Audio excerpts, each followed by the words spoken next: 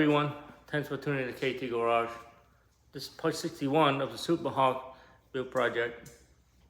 On part 60, we left off with the intake. On the charge side, I was trying to get everything finished up so I can start up the engine with some boost.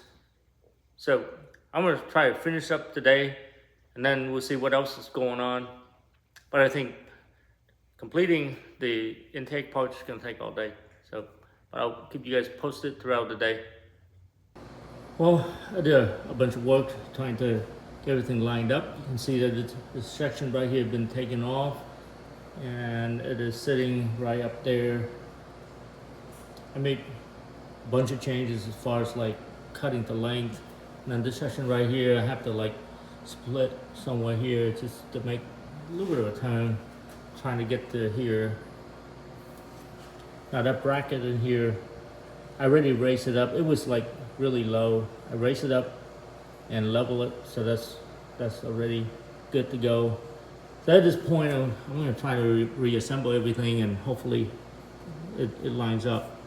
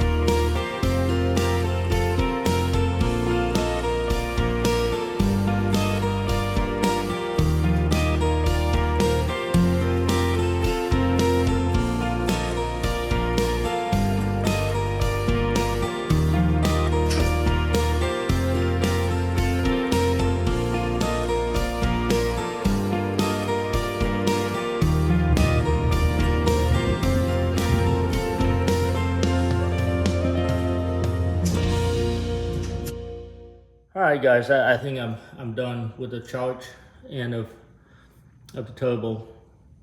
So over here you see there's a couple of rubber connection because this is not quite straight coming in, so it drops and then it turns a little bit. So it needs a couple of these to make the corrections.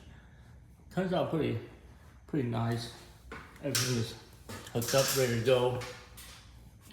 I torqued all this bolts already. Then coming up to here, there's a slight incline, and then it's kind of just level out here. And then it got hooked up to this long section of rubber holes. So all the engine vibration and movement is going to be absorbed by these holes, and then partially here, and then I get anchored right here. I showed you guys the anchor from the last episode. You can see it down there. I raised it quite a bit since last time, and then this is all wrapped because it'll be a real bad thing for this aluminum pipe to touch this side of the battery and this side, because that's the negative and this is positive, so this is going to start a fire. We don't want that. So let me see what else is going on. I think that's about it. And then over here I just make minor cuts to move the whole thing this way, and that's it. Let's take a look from down here.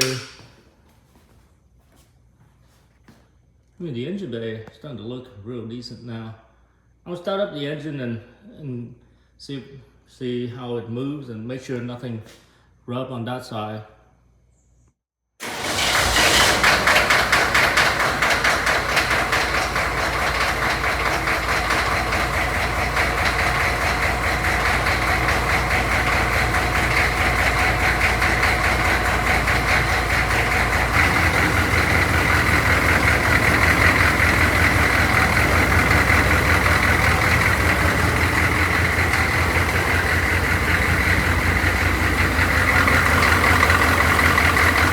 See that the belt is bouncing pretty good, so I gotta tighten up the belt